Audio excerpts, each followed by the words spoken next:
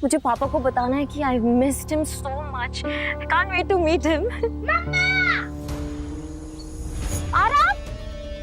आरव की चीख सुनते ही नव्या उसकी तरफ भागती है, देख के नहीं चला सकता, अभी लग जाता तो। लेकिन उसे सही सलामत देखकर चैन की सांस लेती है। बैठ गई यहाँ पे भी आ गए हमें परेशान करने के लिए। आरव, ये बैड गाइस तुम्हारा कुछ नहीं बिगाड़ सकते जब तक मम्मा तुम्हारे साथ है। तुम दोनों यहाँ क्या कर रहे हो? अरे हमारा छोड़ो, ये बताओ कि तुम्हारा वो डार्क बॉडीगार्ड्स कहीं दिखाई नहीं दे रहे। कनिका, मुझे तुम्हें हर चीज बताने की जरूरत नहीं है। नव्या, नव्या, आरव ठीक तो है ना नव्या? हाय दादी, आरव ठीक है। ये बताइए कि आप ठीक हो? लगता है कि दादी को मुझसे बात करने में कोई इंटरेस्ट नहीं है।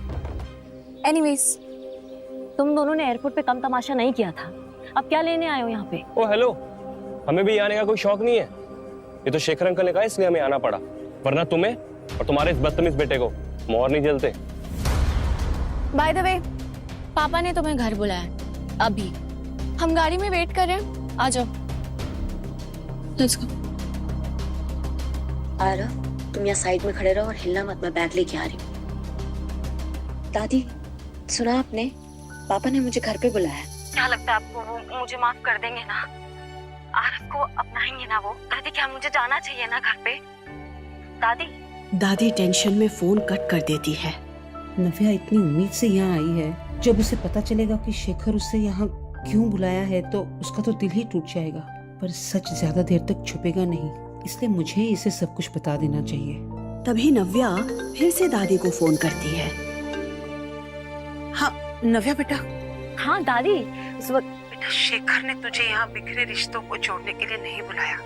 उसने तो तुझे कनिका और ऋषि की सगाई के लिए यहाँ बुलाया है। कुछ सेकंड्स के लिए नव्या इमोशनल जरूर हुई, लेकिन फिर उसने अपने आप को एक बार फिर समेट लिया। आखिर कनिका जीत ही गई। माफ कर दे मुझे मेरी बच्ची, मैं नहीं चाहती थी कि ये बात तुझे वहाँ जाकर पता चले, इसलिए मुझे तुझे बतानी पड़ी। देख बेटा, मैं जानती हूँ कि एक वक्त ऐसा था जब तू ऋषि से बेइंतहा प्यार करती थी।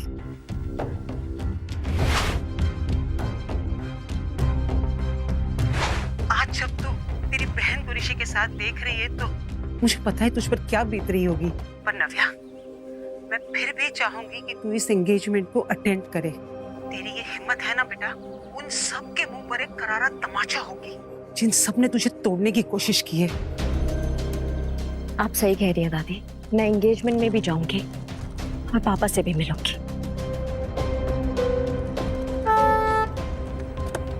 और कितना टाइम? बैठो अंदर, हमारे पास पूरा दिन है तुम्हें पिक एंड ड्रॉप करने के लिए।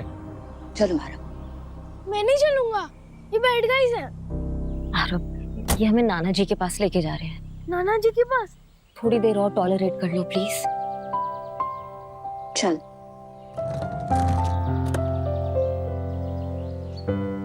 कुछ देर बाद जब गाड़ी सिन्हा पैराडाइज के सामने रुकी तो एक पल के लिए नव्या की सांसें थम गई। ये घर देखते ही उसे वो दिन याद आ गए जब वो यहाँ से आखिरी बार निकाली गई थी। निकल जाओ अभी के अभी इस घर से। ऋषि और कनिका तो तेजी से उतरकर घर के अंदर चले गए थे, लेकिन इतने सालों बाद अपने ही घर के अंदर जाने के लिए नव्या के पैर कांप रहे थे। वो यहाँ आ तो गई थी, लेकिन उसे समझ नहीं आ रहा था कि वो इस घर के लोगों को फेस कैसे करेगी। तभी आरव नव्या का हाथ पकड़ता है और उसे हिम्मत देता है। आरव का एक्साइटेड चेहरा देखकर नव्या हिम्मत जुटाती है। अरे नव्या, सबसे पहले तुम मुंह मीठा करो। अरे आज तुम्हारी घर वापसी है, तुम्हारी बहन की सगाई के लिए। अब दो खुशखबरियां हैं तो फिर मुंह मीठा करना तो बनता है ना। मैं जानती हूँ आप मुझे खास पसंद नहीं करती हैं। मिठाई खिला के नाटक करने की कोई जरूरत नहीं है। ऐसे बात करोगी अपनी माँ के साथ? ये संस्कार दिए मैंने तुम्हें। इतने सालों बाद अपने पापा को देखते ही नव्या को अपना खुशहाल बचपन याद आ गया। पकड़ लिया, चलो।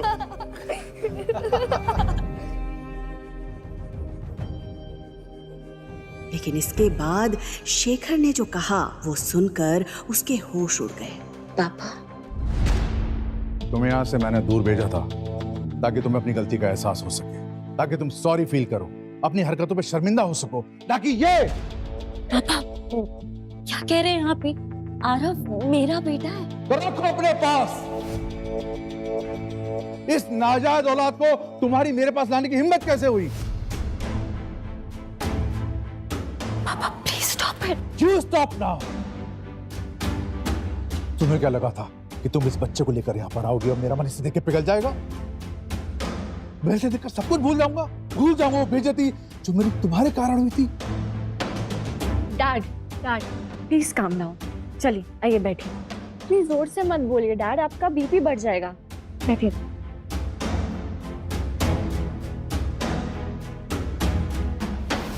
अब आएगा मजा। लीजिए पानी पीजिए। Calm down. After all he is your grandson.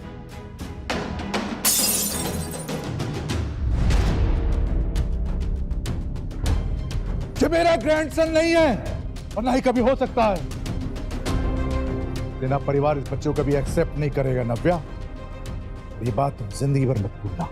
नव्या समझ गई थी कि इतने सालों में शेखर के मन में उसके लिए नफरत का बीज और भी गहरा हो गया था और बची कुची कसर शिखा और कनिका पूरी कर रहे थे। तो मैं भी यहाँ पे अपने बच्चे को एक्सेप्ट करने की गुहार लेकर नहीं आई हूँ। मैं यहाँ एंगेजमेंट अटेंड करने आई हूँ। वो अटेंड करूंगी और यहाँ से चली जाऊंगी। करो, बिल्कुल करो। इनफैक्ट मैंने तुम्हें बुलाया है एंगेजमेंट के लिए, लेकिन मेरी भी एक शर्त है। इस सगाई में केवल तुम वेलकम हो। ये बच्चा उस इवेंट में नहीं आ सकता और मैं तुम्हारी वजह से और बेइज्जती सहन नहीं कर सकता। तो ठीक है, ये एंगेजमेंट आप सबको ही मुबारक हो। Congratulations Kanika and Rishi.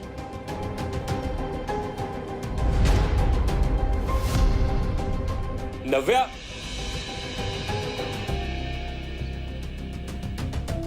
Aarav cab आ गई है वहां पे, वहां जाके बैठो, मम्मा आ रही है। नव्या, अब क्या है? कुछ बच गया है क्या?